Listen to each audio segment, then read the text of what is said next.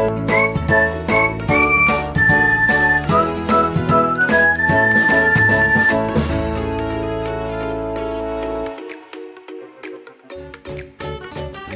madu merupakan julukan yang disematkan kepada ubi Cilembu dari desa Cilembu, Sumedang, Jawa Barat. Inilah yang membuat ubi Cilembu populer di mancanegara, terutama di Korea nih. Orang Korea gemar mengkonsumsi ubi Cilembu dalam bentuk stik seperti ini. Stik ubi Cilembu untuk pasar ekspor ini hanya dibuat dari ubi Cilembu pilihan. Sortir dulu yuk, ada 3 ukuran, kecil, sedang, dan besar. Timbang hasil sortirnya, satu keranjang ini mempunyai berat 35 kg. Oke deh, puluhan keranjang berisi ubi Cilembu siap kita bakar nih, menggunakan oven berbahan baku batu bara. Setelah 2 jam, ubi Cilembu bakar siap dikeluarkan. Oh iya, pabrik ini sudah ada sejak tahun 1993 loh. Setiap harinya bisa mengolah ratusan kilogram ubi Cilembu. Oke deh, lanjut ke tahap berikutnya, yaitu pengupasan kulit ubi Cilembu bakar. Kupas kulitnya harus tipis ya. Untuk mengupas kulit satu buah ubi Cilembu tidak lebih dari 1 menit. Dalam 1 jam, satu karyawan bisa mengupas 5 loyang ubi Cilembu bakar nih. Wah, mantap! Tahap selanjutnya yaitu menghilangkan sisa bintik hitam, daging gosong, dan sisa kulit. Pokoknya daging ubi Cilembunya harus benar-benar bersih. Sekarang potong kecil ubi Cilembunya. Ini untuk memudahkan tahap penggilingan nantinya. Selain itu, untuk mengecek lagi supaya tidak ada kulit yang tertinggal di tengah daging ubi Cilembu. Oke deh, sip. Giling potongan ubi Cilembu dalam mixer. Sekali menggiling bisa 100 kg nih. Oke deh, sudah jadi nih pasta ubi Cilembunya. Pasta ubi Cilembu bakal dikemas di dalam plastik. Ratakan dengan alat seperti ini. Terus timbang sesuai ukuran yang diinginkan. Lalu masukkan ke mesin vakum. Ini untuk menghilangkan udara dalam plastik biar lebih awet. Ratakan kembali supaya lebih rapi. Hari ini menggunakan mesin roll nih. Baru deh cek visual. Sekarang tahap sterilisasi. Masukkan pasta ubi di dalam air panas. Ini salah satu cara pengawetan untuk membunuh bakteri. Sekarang angkat dan masukkan ke dalam air dingin. Ini untuk menurunkan suhu secara bertahap karena pasta akan dibekukan. Yuk, bekukan pasta ubi Cilembu di dalam ruang pembeku. Baru deh, setelah membeku, pasta ubi siap kita potong. Come on! Potong memanjang pasta ubi Cilembu beku ini. Lalu potong kembali seperti ini. Potong pasta ubi Cilembu beku sampai jadi seperti stik. Panjangnya sekitar 4 cm. Susun dalam loyang ya. Baru deh masukkan ke dalam oven. Ini untuk mengurangi kadar air dalam stik ubi Cilembu. Tada! Setelah kering, stik ubi Cilembu berubah menjadi berwarna oranye tuh. Wah. Yuk lanjut sortir stik ubi Cilembu. Pisahkan yang tidak bagus bentuk dan teksturnya. Tekstur stik ini kenyal loh. Oke deh, stik Cilembu bisa kita kemas dalam plastik. Satu kemasan mempunyai berat 5 kg. Stik ubi Cilembu ini memang tidak dijual di Indonesia.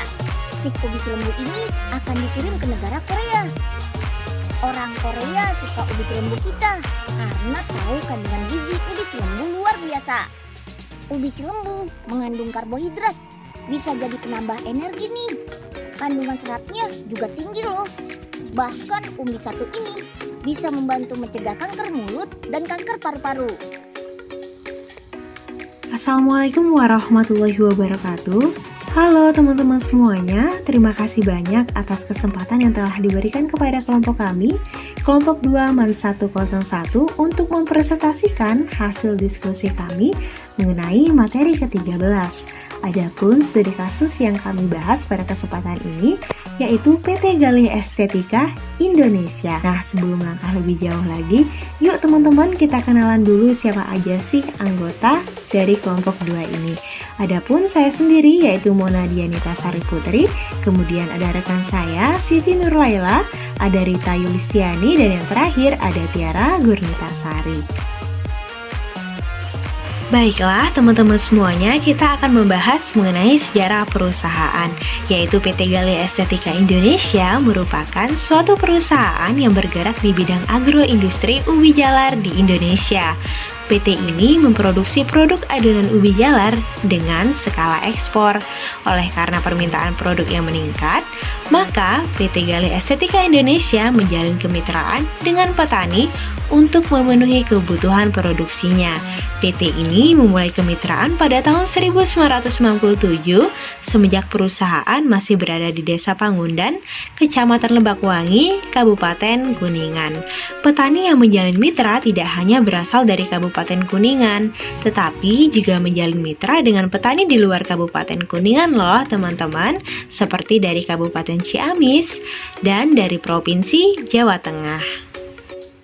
Nah teman-teman semuanya, sebelum kita membahas lebih jauh lagi mengenai PT ini, kita harus mengetahui dulu nih pengertian dari komunikasi atau sesuai dengan materi ke-13 kali ini, yaitu komunikasi merupakan proses penyampaian dan penerimaan informasi yang menjadi salah satu sumber daya untuk menjaga, memelihara, memajukan, dan mengembangkan organisasi secara dinamis sesuai dengan tujuannya.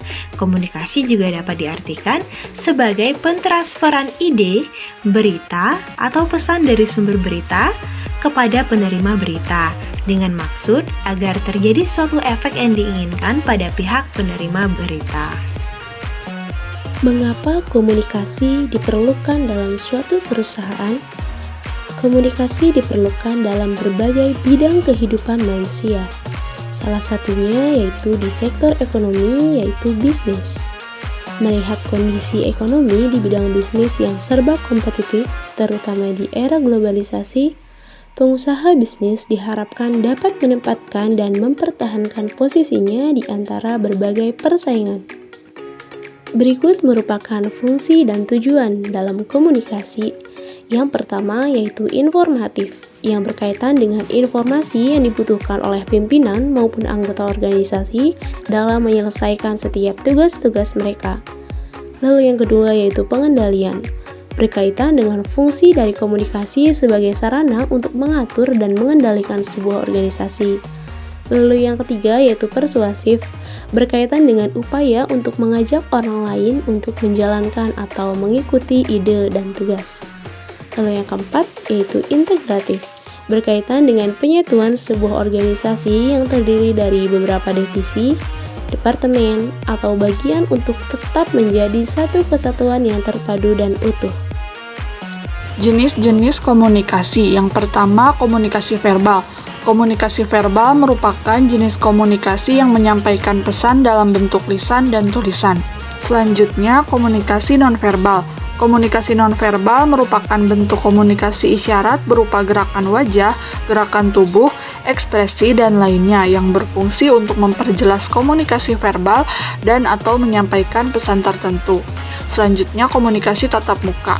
Komunikasi tatap muka merupakan bentuk komunikasi yang dilakukan secara langsung dalam ruang dan waktu yang sama antar komunikator dan komunikan, sehingga mempermudah dalam menangkap respon dan dapat meminimalisir adanya kesalahan persepsi dalam menyampaikan maksud dari pesan yang disampaikan. Contohnya, komunikasi antar pihak PT Galih Estetika dengan para petani, di mana pihak PT Galih Estetika mendampingi petani untuk memastikan ketersediaan pasokan bahan baku yang akan disalurkan ke perusahaan. Selanjutnya, komunikasi bermedia. Komunikasi bermedia merupakan jenis komunikasi yang pelaksanaannya menggunakan media seperti handphone, telepon, radio komunikasi, email, internet, dan sebagainya.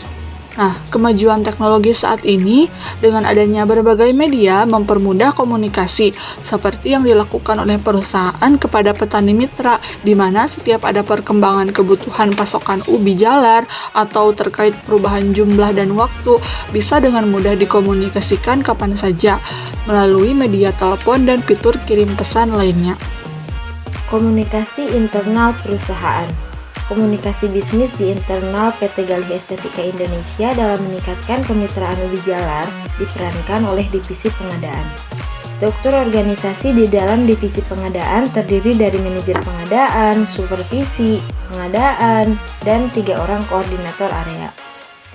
Divisi pengadaan bertugas melakukan pembelian bahan baku dan alat-alat produksi, serta berwenang mengkoordinasikan dan mengawasi persediaan perlengkapan dan peralatan produksi. Komunikasi pada divisi kemitraan dilakukan secara 2 arah atau timbal balik, di mana pimpinan dapat berkomunikasi dengan bawahan dan sebaliknya, bawahan dapat berkomunikasi dengan pimpinan. Komunikasi diterapkan melalui rapat kerja bulanan dan koordinasi rutin harian. Pimpinan dengan karyawan atau karyawan dengan karyawan rutin melakukan kerjasama berupa koordinasi yang baik. Setiap karyawan di bidangnya memiliki tugas dan fungsi masing-masing yang harus diselesaikan. Mengobrol dengan karyawan di sela-sela waktu istirahat dan sambil makan bersama dapat membuat karyawan merasa dihargai, sehingga tidak canggung lagi pada saat bekerja. Makan satu meja bersama karyawan akan membuat hubungan antara pimpinan dengan karyawan semakin dekat. Selain itu, mengajak karyawan bercanda dapat mencairkan suasana, sehingga karyawan merasa nyaman dan rajin dalam bekerja. Semua komunikasi yang dilakukan oleh pimpinan kepada karyawan merupakan komunikasi verbal dan nonverbal, sehingga tujuan akhirnya adalah karyawan mau bekerja dengan komunikasi yang berupa komunikasi verbal maupun komunikasi nonverbal, dengan tujuan untuk meningkatkan produktivitas dan efektivitas dari pekerjaannya. Komunikasi eksternal perusahaan.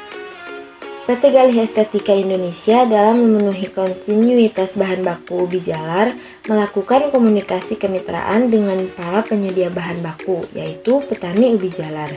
Kemitraan tersebut tentunya dijalankan melalui komunikasi di antara kedua belah pihak. Komunikasi yang diterapkan kepada petani ubi jalar adalah komunikasi tatap muka dan komunikasi media. Komunikasi tatap muka dilakukan 2 minggu sekali oleh koordinator perusahaan sebagai penyuluh yang bertugas mendampingi para petani dalam teknis budidaya dan memastikan pasokan bahan baku berjalan dengan lancar. Disalurkan kepada perusahaan serta melakukan kontrak usaha baik kontrak hasil maupun kontrak harga. Sementara, komunikasi media dilakukan perusahaan kepada petani mitra setiap ada perkembangan kebutuhan pasokan ubi jalar, baik terkait perubahan jumlah dan waktu. Komunikasi ini diterapkan melalui telepon atau SMS. Kemudian, petani ubi jalar juga dapat berkomunikasi dengan pihak perusahaan seperti terjadi gagal panen akibat hama dan penyakit, dan sebagainya. Selain itu, PT Galih Estetika Indonesia menjalin komunikasi dengan pengusaha ubi jalar lain apabila mendapat undangan pada kegiatan atau acara yang berkaitan dengan bisnis dilakukan oleh asosiasi, komunitas, atau instansi. Komunikasi lanjutan secara personal antar sesama pengusaha sangat penting dilakukan terutama oleh PT Galih Estetika Indonesia. Di saat kapasitas produksi PT Galih Estetika Indonesia tidak mampu memenuhi permintaan luar negeri yang terus meningkat, maka diperlukan juga kemitraan yang dengan perusahaan lain. Komunikasi intensif dengan perusahaan lain dapat berdampak positif terhadap peningkatan penjualan dan kepercayaan pelanggan tetap terjaga. Oleh karena itu, pengusaha ubi jalar lain tidak hanya dijadikan sebagai pesaing, namun juga dapat dijadikan sebagai mitra utama. Kunjungan terhadap perusahaan lain bermanfaat dalam informasi dan pengetahuan terhadap perkembangan agroindustri ubi jalar, di dalam dan luar negeri, baik dari segi produksi, teknologi, order, dan lain sebagainya. Kemudian, tersedianya bantuan dari pemerintah berupa pendampingan budidaya ubi jalar, modal usaha, serta sarana promosi di situs dagang dan pameran yang diadakan di dalam dan luar negeri. Hal ini menjadi kesempatan dan peluang PT Galih Estetika Indonesia dalam menjalin komunikasi yang baik dengan pemerintah agar terciptanya kemitraan yang terintegrasi antara perusahaan, pemerintah, dan petani ubi jalar.